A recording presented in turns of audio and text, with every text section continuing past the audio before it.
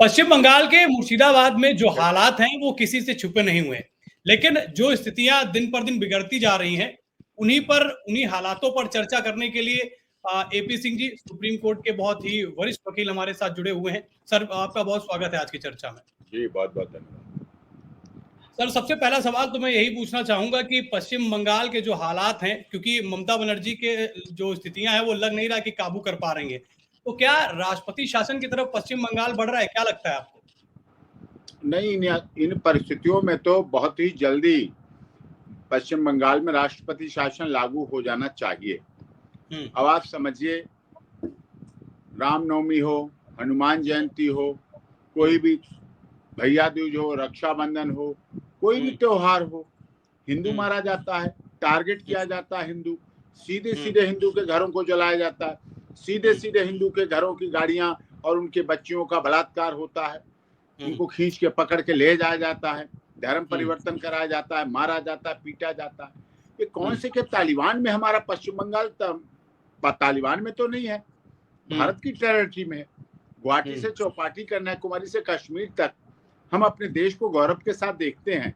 आज 14 अप्रैल है, डॉक्टर भीमराव अंबेडकर जी की हम जन्म जयंती मना रहे हैं। संविधान निर्माण में उनका बहुत महत्वपूर्ण रहा, संविधान निर्मात्री सभा के सदस्य रहे और उसके बाद 78 वर्ष हो गए हमें स्वतंत्रता मिले हुए, आजाद हुए। उसके बाद ऐसे देश में का एक हिस्सा पश्चिम बंगाल जहाँ रविन्द्रनाथ टैगोर जी का जन्म हुआ, सोचिए आप, जहाँ नेताजी सुभाष चंद्र बोस की कर्मभूमि रही, दुर्गा जी की, काली माता का बड़ा मंदिर, विशाल मंदिर, तो ये ऐसा पश्चिम बंगाल तो नहीं था। जिस तरह से उसके हालात कर दिए गए राजनीतिक कारणों से, रोहिंग्याओं को बुलाने का मेन, जो दिल्ली तक रोहिंग्या आते हैं, जो पूरे देश में रोहिंग्या फैलते हैं, उनको बुलाने का काम पश्चिम बंगाल कर रहा है, अपने बॉर्डर से कर रहा है। खुलेआम वहां दुकानें चल रही हैं, नकली Aadhaar card, election card, PAN card बनाए जा रहे हैं। गृह मंत्री जी को सदन में बोलना पड़ता है, गृह मंत्री जी सदन में बोलते हैं, उसके बाद भी कुछ कार्रवाई नहीं हो पा रही है। क्या गूंगे बहरे बन के हम लोग ऐसे बैठे देखते रहे? हमारी बहनों, हिंदू बहनों, माताओं बहनों का बलात्कार होता रहे, उनके घर जलाए जाते रहे, बच्चे भागते रहे, वीरान होते रहे, गाड़ियां जलाई जाती रहे, ऑफिस जला दिए जाए। हिंदू होना गुनाह हो गया क्या हिंदुस्तान में? क्या पश्चिम बंगाल में रहना गुनाह हो गया? बांग्लादेश में तो हो ही गया गुनाह। बांग्लादेश को तो पूरी दुनिया ने देखा ही क्या क्या हुआ वहां 1 करोड़ हिंदुओं के साथ, और जो 7-8 लाख छात्र थे उनके साथ क्या हुआ, जो बंगाल की जो बांग्लादेश की अर्थव्यवस्था को इतना मजबूती दे रहे थे, क्या हुआ उनके साथ। अब ये स्थिति जो पैदा हो रही है पश्चिम बंगाल में, ये काफी दुखद है। कहाँ पलायन होके जाएं?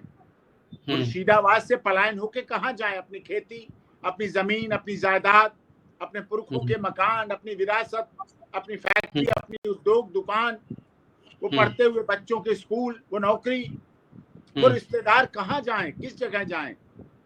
अपने देश से पलायन होगा। पश्चिम बंगाल से पलायन होके क्या दिल्ली में आके भर जाएं? आके क्या अच्छा लगेगा? क्या अच्छा लगेगा? इंडिया गेट के सामने के मैदान में आके बैठ जाएं लागू करना सही रहेगा? हम पश्चिम बंगाल से आए हैं। ये दुखद है जी। वही मैं कह रहा हूँ कि जिस तरीके की स्थितियां जो है पश्चिम बंगाल के मुर्शिदाबाद में हुई हैं, तो वही मेरा सवाल भी यही था कि क्या राष्ट्रपति शासन को लागू कर देना चाहिए जो स्थितियां हैं उस पर भी? ये बहुत सटीक परिस्थिति है। जब स्थिति माननीय मुख्यमंत्री जी के, ममता बनर्जी जी के हाथ में नहीं है और वो मजबूर हो गई हैं, उन्होंने इतने सपोले पाल लिए हैं कि अब वो सपोले उनके खुद के आस्तीन के सांप बनते जा रहे हैं। वोट बैंक के लिए उन्होंने बनाया, अब वो उन्हीं हिंदुओं पर हमला कर रहे हैं, उन्हीं ब्राह्मणों पे हिंदू हमला कर रहे हैं। जिस ब्राह्मण कम्युनिटी से ममता दीदी आती हैं, वो अब ऐसा बेर हो गया है जैसे कोई लैट्रीन जाते समय बेर खा ले। बेर मीठा भी है और खाना भी गलत है। तो ये कहावत है देसी, उस कहावत को पूर्ण हो रहा है ममता। देखिए जैसे हालात बन रहे हैं पश्चिम बंगाल में, और अभी आपने बताया भी कि केंद्र सरकार के साथ एक तो उनकी पटरी न खाना, और अभी उनके जो, मैं आपको हालिया 2 बयान बताता हूं। एक बयान जो सुप्रीम कोर्ट ने शिक्षक भर्ती को लेकर दिया, दूसरा वक्फ बिल का जो पास हुआ है उस चीज का विरोध चल रहा है। दोनों में ममता बनर्जी ने कहा है, एक तो सुप्रीम कोर्ट का मामला है जिसको उन्होंने कहा कि वो नहीं मानेंगी, और दूसरा ये कह रही है कि वक्फ बिल लागू नहीं होगा। तो ममता बनर्जी के क्या इन बयानों की वजह से ये दंगे भड़क रहे हैं और उन दंगाइयों का कुछ जो है हौसला अफजाई हो रहा है? क्या लगता है आपको? वो जानबूझ के ऐसा करवा रही हैं, जानबूझ के ऐसा करा रही हैं। वक्फ के बिल के उन्हें जानती हैं वो, ममता दीदी अच्छी तरह जानती है वक्फ बिल देश के मुसलमानों के हित के लिए है, सर्वधर्म संभाव के लिए है, सर्वजन हिताय के लिए है, वसुधैव कुटुंबकम के लिए है, one earth one family one future one health के लिए है, अच्छी तरह जानती है। लेकिन उन्हें भड़काना है। आग लगाने के लिए एक माचिस की एक तीली काफी होती है, बुझाने के लिए हजारों टैंकर O2 गैस और दुनिया भर की गैसें सिलेंडर लग जाते हैं, दुनिया भर के पानी के टैंकर पहुंचते हैं, फायर ब्रिगेड की आग नहीं बुझती है, लगती सिर्फ एक तीली से। उनका कहना ये कि हम माननीय सर्वोच्च न्यायालय का आदेश नहीं मानेंगे। सर्वोच्च न्यायालय के आदेश को क्यों नहीं मानेंगे आप? फिर संविधान क्या करेगा? वक्फ बिल पर उनके सांसद थे, माननीय सांसद संसद में थे, विरोध हुआ, खूब ध्वनिमत से प्रस्ताव पास हुआ, वोटिंग हुई। फिर वोटिंग का क्या महत्व, फिर बहुमत का क्या महत्व, फिर संसद का क्या महत्व, फिर लोकसभा का क्या महत्व, फिर राज्यसभा का क्या महत्व, फिर देश की महामहिम राष्ट्रपति जी का क्या महत्व, फिर ऑर्डिनेंस का क्या महत्व, फिर कैसे बिल सुधार होगा, कैसे सुधारात्मक कदम उठेंगे, फिर कौन से देश में हम जा रहे हैं, कौन सी सभ्यता संस्कृति की तरफ जा रहे हैं। ये सब जो हो रहा है ये बहुत ही गलत है। और पश्चिम बंगाल की एक धरती बहुत धार्मिक रही, जहां गंगा सागर जैसा महातीर्थ हो, सारे तीर्थ एक बार और गंगा सागर जीवन में एक बार, सारे तीर्थ बार बार और गंगा सागर एक बार, ऐसा तीर्थ गंगा सागर रविन्द्रनाथ टैगोर की बड़ी पवित्र धरती रही। और राष्ट्रगान जहां हम गाते हैं, जिन रविन्द्रनाथ टैगोर ने हमें राष्ट्रगान दिया और राष्ट्रगान में जनगण मन अधिनायक दिया, भारत के भाग्य विधाता की बात की, सब देशों प्रदेशों की बात की, लेकिन वो आज जनगण मन पश्चिम बंगाल से लड़खड़ा रहा है। वहां उसे खड़े होने के लिए जगह नहीं मिल रही है। जब वो हमारा राष्ट्रगान खड़ा होता है तो उसे सामने किसी हिंदू का घर जलता हुआ दिखता है। जब राष्ट्रगान रविन्द्रनाथ टैगोर की यादों के साथ और नेताजी सुभाष चंद्र बोस के साथ कि तुम मुझे खून दो हम तुम्हें आजादी देंगे, श्यामा प्रसाद मुखर्जी का प्रदेश पश्चिम बंगाल, वो श्यामा प्रसाद मुखर्जी जिन्होंने कश्मीर की लड़ाई लड़ी और भारत सरकार ने जब 370 और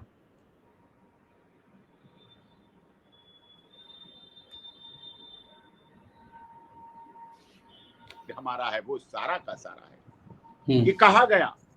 जहां हुए बलिदान मुखर्जी वो कश्मीर हमारा है, और जो कश्मीर हमारा है वो सारा का सारा है। ये डॉक्टर श्यामा प्रसाद मुखर्जी की आत्मा आज पश्चिम बंगाल में भटक रही है, तड़प रही है कि जहां उन्होंने जन्म लिया, क्या ये वो पश्चिम बंगाल हो गया है?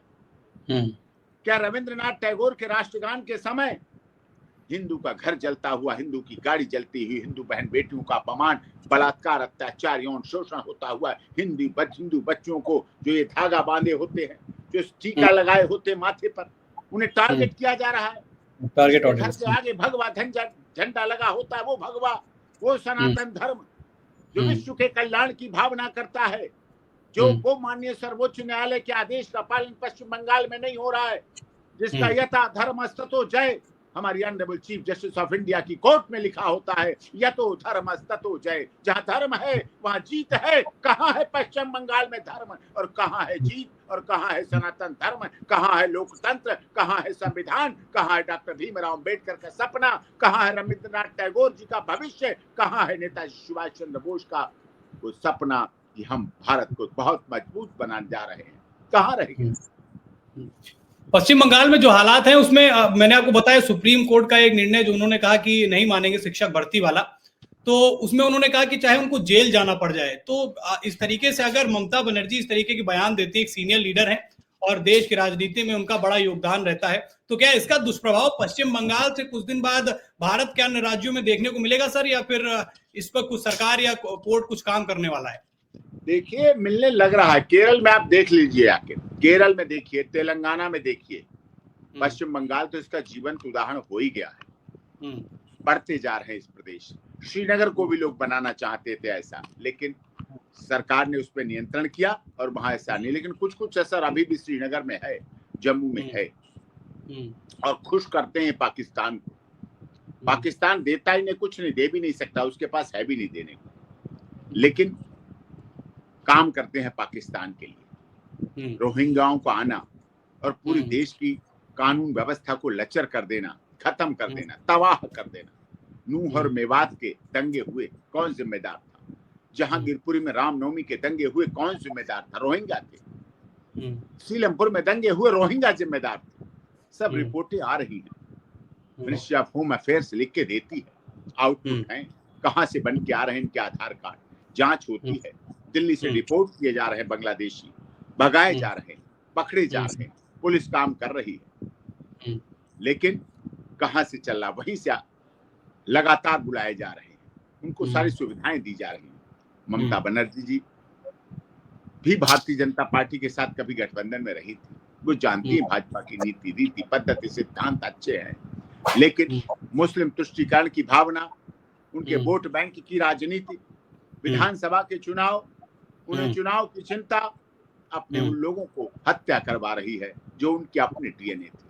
ममता बनर्जी के अपने डीएनए के लोगों की, ममता बनर्जी दीदी के शासनकाल में उनके अपने भाइयों की, बहनों की हत्याएं हो रही हैं, घर लूटे जा रहे हैं, और केवल लूटे नहीं जाते, घर जलाए जाते हैं, सड़क पर निकलता हुआ व्यक्ति मारा जाता है, पिता और पुत्र दोनों की गोली मारकर हत्याएं कर दी जाती हैं। सोचिए क्या घर में बचा जहां बाप और बेटे की दोनों को लाशों को उठाया गया उस घर। उनका दोष केवल ये है कि वो हिंदू है, उनका दोष केवल इतना है वो धर्म परिवर्तन नहीं कर रहे, उनका दोष केवल इतना है कि जिस कुल से ममता बनर्जी आती हैं उसी कुल से वो आते हैं, लेकिन ममता बनर्जी अपने डीएनए, अपने भाइयों, अपने परिवार की भी रक्षा नहीं कर पा रही हैं, सुरक्षा नहीं कर पा रही।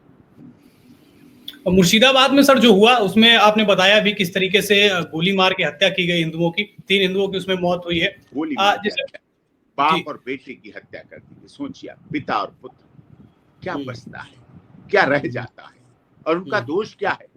कोई क्रिमिनल नहीं, कोई हार्डकोर क्रिमिनल नहीं, कोई लड़ाई नहीं, हिंदू होना गुनाह हो चुका है, हिंदू होना गुनाह बन चुका है। तब बहुत ज्यादा दबाव पड़ा, तब ममता बनर्जी ने एक्शन लिया है, 180 लोगों को गिरफ्तार कराया गया है। तो उनको किस तरीके की सजा दी जानी चाहिए? क्योंकि लगातार मांग हो रही है कि जैसे यूपी में होता है कि बुलडोजर एक्शन कराते हैं योगी आदित्यनाथ, तो ममता बनर्जी इस मामले को शांत कराने के लिए क्या कर सकती है? कैसा एक्शन आप उम्मीद करते हैं पश्चिम बंगाल में? अब यूपी की तो तुलना क्या की जा सकती है?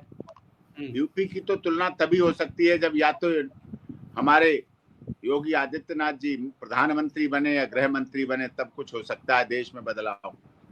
लेकिन फिर भी सीख लेना चाहिए यूपी से।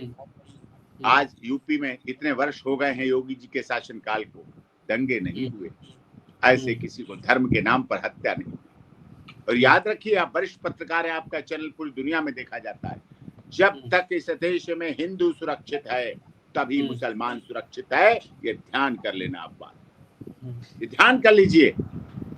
भारत ने बांग्लादेश में जब शेख हसीना के साथ जो हुआ, शेख हसीना जी का जहाज Pakistan, Afghanistan, Lebanon, Tehran, Iran, Iraq, Jeddah, Saudi Arab, Kuwait, Abu Dhabi नहीं उतरा जाता, भारत में उतरा। भारत जानता, शेख हसीना जी जानती हैं भारत में बेटियों की सुरक्षा है, बेटियों का रक्षण है, बेटियों की सुरक्षा रखने के लिए जज्बा है भारत में। भारत अगर बोलता है बेटी बचाओ, बेटी पढ़ाओ और बेटी को आगे बढ़ाओ, तो वो भारत करके भी दिखाता है। भारत ग्राउंड जीरो पर भी बात करता है। भारत अपनी संसद में 30% आरक्षण महिलाओं को देने का भी काम करता है और अपने देश में आदिवासी समाज से आई हुई महिला को देश की महामहिम राष्ट्रपति भी बनाना जानता है और महिलाओं का सम्मान भी करना जानता है। लेकिन ममता दीदी इस तरह से अपने तुच्छ वोट बैंक की राजनीति के लिए वोट तो मिलेंगे, लेकिन अगर क्या वोट हिंदुओं को काटा जाएगा, हिंदुओं के घरों में गोलियां चलाई जाएंगी, हिंदुओं के घरों में पथराव किया जाएगा, हिंदुओं के घरों में बहनों बेटियों को बलात्कार किया जाएगा, तभी अगर वोट मिलेंगे। वो तभी वोट लेना चाहती हैं तो वो अपना इस जीवन को भी खराब कर रही हैं और अगला जीवन भी खराब करेंगी। ब्राह्मण देखिए, राजनीति की बात, हम लोग राजनीति पे धीरे धीरे आ गए हैं। पश्चिम बंगाल में विधानसभा चुनाव भी होने वाले हैं 26 में, तो क्या इसका कोई राजनीतिक प्रभाव देखने को मिलेगा? क्योंकि 2016 में जब विधानसभा चुनाव हुए थे तो भारतीय जनता पार्टी के पास 3 विधायक थे, लेकिन 21 में 77 के करीब पहुंच गए। तो क्या इन घटनाओं के बाद क्या लगता है कि भारतीय जनता पार्टी पश्चिम बंगाल में कमल खिला पाएगी और ममता बनर्जी से क्या आपकी तो लोग देखिए नाराज हैं वहां? इसी बात की तो उन्हें परेशानी है। अगले 26 के चुनाव में भारतीय जनता पार्टी पूर्ण बहुमत से पश्चिम बंगाल में अपनी सरकार बनाएगी, तब कहीं जाके हिंदू वहां सुरक्षित रह पाएगा। इसीलिए हिंदू, सिख, ईसाई, जैन, पारसी, यहूदी सब एक साथ एकजुट हो चुके हैं पश्चिम बंगाल में और भारतीय जनता पार्टी की सरकार को बनाने के लिए कटिबद्ध हैं। और वो भारतीय जनता पार्टी की सरकार अपने किसी और फायदे के लिए नहीं, अगर वो वहां जिंदा रहना चाहते हैं, अगर अपनी बेटियों को बचाना चाहते हैं, अगर अपनी माताओं बहनों को जिंदा देखना चाहते हैं, अगर अपनी प्रॉपर्टी, संपत्ति, मकान, खेत खलिहान, फैक्ट्री, दुकान, उद्योग धंधा, बिजनेस, व्यापार को रखना चाहते हैं, तो उन्हें भारतीय जनता पार्टी की सरकार पूर्ण बहुमत से बनानी पड़ेगी। और नहीं तो जो हो रहा है आप देख रहे हैं, पलायन जारी है।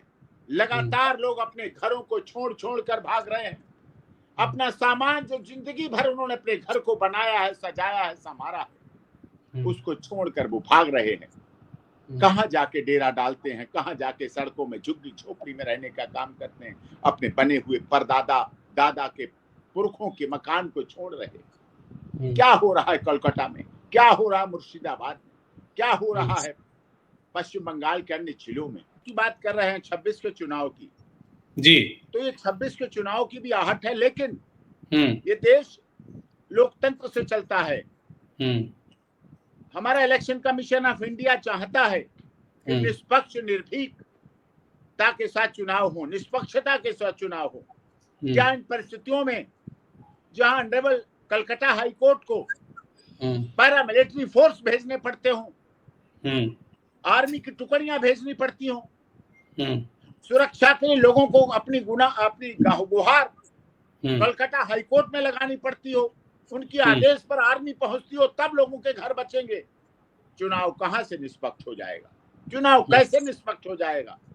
चुनाव के समय भी गोलियां चलती हैं, आगजनी होती है, हत्याएं होती हैं। नाबालिग बच्चे जो चुनाव में भाग भी नहीं लेना जानते, वोट का अधिकार भी नहीं है, उनको भी गोली मारी जाती है, हत्या की जाती है, मार दिए जाते हैं, जला दिए जाते हैं, चप्पलों जूतों के ढेर दिखते हैं, लाशें उठा उठा के गड्ढे खोद कर दबा दी जाती है। हिंदू टारगेट होता है, पश्चिम बंगाल में सर जाता है।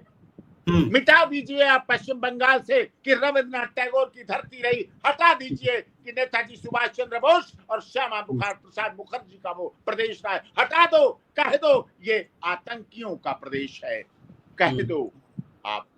जैसे बांग्लादेश को अलग कर दिया, लोगों की ये साजिश है कि पश्चिम बंगाल को भी वैसे करके अलग कर दे। लेकिन अब भूल जाएं, वो समय और था जब राजनीतिक कारणों की वजह से 14 अगस्त को विभाजन की विभीषिका में पाकिस्तान अलग हुआ। वो और लोग थे राजनीति करने वाले, जिनकी रोजी रोटी राजनीति थी, जिन्होंने पश्चिम बांग्लादेश को अलग कर दिया। अब वो सपना भूल जाएं। अब देश के गृह मंत्री जी पश्चिम बंगाल पे ध्यान देंगे और जो बॉर्डर्स पर हो रहा है उसको टाइट करेंगे, चाहे उसकी फेंसिंग करानी हो, चाहे 400 किलोमीटर का रास्ता हो, चाहे कितना भी लंबा रास्ता हो, उस पर सब पर जब इच्छा शक्ति है, where there is a will there is a way, जहाँ इच्छा है शक्ति वहां सब काम हो जाते हैं। अगर चाहते हो कि हमारे देश का अंग रहा हुआ है पश्चिम बंगाल, अटल बिहारी वाजपेयी जी कहा करते थे जम्मू हमारा शिखर है, ये हमारा राइट और लेफ्ट हाथ है, अंग है। क्या पश्चिम बंगाल में हिंदू होना गुनाह हो गया है? हिंदुओं के घर में जो बेटी पैदा होती है उसका गुनाह है कि वो हिंदू के घर में बेटी पैदा हुई इसलिए उसकी हत्या की जाएगी, इसलिए उसका गैंग रेप किया जाएगा, इसलिए उसको नोचा जाएगा, कौओं गुद्धों की तरह उसको नोच के खा लिया जाएगा। अगर वो धर्म परिवर्तन नहीं करती है, धर्म परिवर्तन करेगी तभी वो जिंदा बचेगी। यही रेशियो है। यही बांग्लादेश में हुआ। पहले जब बंटवारा हुआ तो कितने हिंदू रहते थे, आज कितने रह गए। यही पाकिस्तान में भी हुआ। पाकिस्तान में जब 14 अगस्त की विभाजन की विभीषिका हुई तो कितने मंदिर थे वहां, कितने हिंदू रहते थे। कहाँ चले गए? धरती खा गई कि सूरज की आग में जल गए, हवा में उड़ गए? क्या हुआ ऐसा? लगातार धर्म परिवर्तन हुआ, लगातार सदियों पुराने मंदिरों को तोड़ा गया। वही काम हुआ जो यहाँ औरंगजेब और बाबर ने किया था। ऐसे नहीं बाबर की बाबरी तोड़ी गई। इसके पीछे लोगों का बहुत बड़ा गुस्सा था। महिला बच्चों को इस बच्चों ने लंबे समय से सरकार में है पश्चिम बंगाल में हुए देखा था। ऐसे हुआ, तब हुआ था। ममता बनर्जी बहुत लंबे समय से पश्चिम बंगाल में है, मुख्यमंत्री भी हैं, तो और हिंदू वोट्स भी उनको मिलता आया है। तो क्या ये जो मामला हुआ है मुर्शिदाबाद में, इसके बाद से हिंदू वोट कटेंगे या फिर जैसे ममता बनर्जी को अभी तक हिंदुओं ने समर्थन दिया वैसे ही मिलता रहेगा? क्योंकि अब नहीं मिल पाएगा, अब नहीं मिल पाएगा। अब पानी सिर से बहुत ऊपर हो गया है। अब ये राजनीति का विषय केवल नहीं रह गया है, अब खुद की अस्मिता का विषय रह गया है, जिंदा रहने का विषय रह गया है, जीवित रहने का विषय रह गया है। और जिस तरह से बांग्लादेश को भी ममता बनर्जी ने एक तरह से हिंदुओं को वहां मरने और कटने के लिए सहायता की, वो अपने प्रदेश में भी ऐसे ही कर रही हैं। अब हिंदू जाग गया है, अब हिंदू अपने बलिदान को देख रहा है। ये इतिहास की बात नहीं है कि पिता पुत्र अभी अभी मारे गए परसों। क्या दोष था उनका? क्या हनुमान जयंती मनाना, क्या दुर्गा जागरण करना, क्या रामनवमी करना या नवरात्रि करना, ये क्या अपराध है? ये अपराध है? हमारा संविधान का प्रस्तावना क्या कहता है? धर्म, जाति, क्षेत्र, भाषा के आधार पर हमारे साथ भेदभाव नहीं किया जाता है। लेकिन पश्चिम बंगाल में हिंदू का जन्म लेना गुनाह हो गया है, अपराध है। कि वह हिंदू क्यों है, क्यों टीका लगाता है, क्यों कलावा बांधता है, क्यों हवन करता है? अरे हिंदू तो जब हवन करता है तो एक ही बात बोलता है, धर्म की जीत हो, विश्व का कल्याण हो, प्राणियों में सद्भावना हो। और वो हवन की आहुति के साथ अपने घरों के दरवाजे खोल देता है कि वो हवन की निकली हुई औषधि गुण हवा में विलय हो जाएं और पूरे देश और विश्व का और प्रदेश का कल्याण करें। हिंदू तो ये पूजा करता है। हिंदू की भावना तो सर्वधर्म संभाव सर्वजन हिताय रहती है और सर्वजन सुखाय के लिए चलता है। हिंदू की गंगा तो ऋषिकेश से निकलती है, गंगा सागर तक जाती है, खुले मन से बहती चली जाती है। चाहे उसमें कोई मुसलमान वुजू करे, चाहे कोई गंगा स्नान करे, गंगा तो निर्मल है, गंगा तो पवित्र है। हिंदू की गाय औषधि गुण सबके लिए दूध देती है, बीमार को सही करने का काम करती है। गाय और गंगा और गीता और गायत्री सबके लिए बने हुए हैं। उन्होंने कोई अपना स्टेडियम नहीं लगाया। लेकिन पश्चिम बंगाल में हिंदुओं के साथ जिस तरह से हैवानियत हो रही है, अत्याचार और अनाचार हो रहा है, ये देखने का विषय है और समझने का विषय। देखिए पश्चिम बंगाल ही नहीं सर, अगर मैं बात करूं, अगर हिंदू त्योहारों की बात हो रही है तो पत्थरबाजी देश के अलग अलग राज्यों में देखने को मिल रही है। ये पत्थरबाज कहां से आ रहे हैं, कौन है इनके पीछे, इनका संरचना कौन है? क्योंकि पश्चिम बंगाल एकमात्र ऐसी जगह नहीं जहां पत्थरबाजी हो रही हो, देश के अलग अलग जगहों में। अभी असम में भी कल यही हाल हुआ। गुना मध्य प्रदेश में भी हुआ, गुना में भी हुआ हनुमान जयंती पे। देखिए हमारे देश में कुछ ऐसे आस्तीन के सांप हैं जो भारत में रहते हैं, और मैं तो बड़े जिम्मेदारी से कहता हूं हिंदुस्तान की संसद में बैठते हैं। हिंदुस्तान की संसद जो हमारे और आपके पैसे से, टैक्स के पैसों से अपनी गाड़ियां, अपनी कोठी, अपना बंगला, अपने वंदे भारत के टिकट और फ्लाइट के टिकट लेकर के संसद में आते हैं, लेकिन भारत माता की जय नहीं बोलते।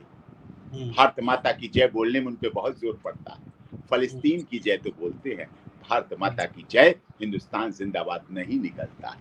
ये दुख है। ऐसे लोग हमारे देश में मौजूद हैं। कहते हैं संविधान की बात, कहते हैं डॉक्टर भीमराव अम्बेडकर के सपनों का भारत बनाएंगे, कहते हैं नेताजी के सपनों का भारत बनाएंगे। नेताजी के सपनों के भारत में, डॉक्टर भीमराव अम्बेडकर के सपनों के भारत में कहीं भी ऐसा हिंदुओं का अपमान, अत्याचार, अनाचार हो रहा है, वो सबको दिख रहा है। और कितनी खबरें तो आपने रिपोर्टिंग कर ली, चाहे गुना हो, चाहे मध्य प्रदेश का हो, चाहे पश्चिम बंगाल का हो, चाहे मेवात हरियाणा के समय का हो, चाहे रामनवमी पे जहांगीरपुरी का समय हो, चाहे सीलमपुर का समय हो, चाहे कानपुर में हो, चाहे लखनऊ में हो, चाहे कहीं हो, वो आपको दिख जाता है। लेकिन बहुत सी घटनाएं आप तक नहीं पहुंच पाती, तो वहीं रह जाती हैं। वहीं खत्म हो जाती हैं। लेकिन लोग राजनीति के लिए, वोट बैंक के लिए इस तरह का कार्य कर रहे हैं, जो कि बहुत दुखद है। इसलिए मैं हाथ जोड़कर देश की महामहिम राष्ट्रपति जी से अनुरोध करता हूँ, संविधान में उन्हें सर्वोच्च शक्तियां दी हैं। आज 14 अप्रैल है, कम से कम डॉक्टर भीमराव अम्बेडकर जी के सपनों का भारत बनाने के लिए ही पश्चिम बंगाल में सीधे सीधे राष्ट्रपति शासन लागू कर दें, जिससे कि वहां मिलिट्री, आर्मी सब कुछ लोगों को बचा सके। नहीं चुनाव आने तक क्या क्या हो सकता है, कितने लोगों का बलिदान और लिखा है, कितने लोगों के बलिदान का हिस्ट्री लिखी जाएगी, कितने हिंदू मारे जाएंगे, कितने हिंदू काटे जाएंगे, कितने हिंदुओं के घर जलाए जाएंगे, कितनी बहन बेटियों का धर्म परिवर्तन कराया जाएगा, कितनी माओं के सामने उनके बेटों की हत्या हो जाएगी, कितनी बहनों के सामने उनके भाइयों की हत्या हो जाएगी, और उनकी रक्षाबंधन और भैया दूज का त्योहार उनके जीवन भर के लिए अंधेरा ला देगा। इसलिए बहुत आवश्यकता है कि वर्तमान समय में देश की महामहिम राष्ट्रपति जी, लोकसभा, राज्यसभा और सभी लोग मिलकर पश्चिम बंगाल में राष्ट्रपति शासन को लागू करें। बिल्कुल, जिस हिसाब से मुर्शिदाबाद के हालात हैं वो वाकई निंदनीय है। देख के वहां की स्थितियां रोंगटे खड़ी हो जाती हैं। सर, आपका आभार, आपने बहुमूल्य समय हमारे लिए निकाला। फिर से एक नए मुद्दे के साथ आपके साथ मुलाकात करेंगे। आपका बहुत बहुत आभार। धन्यवाद।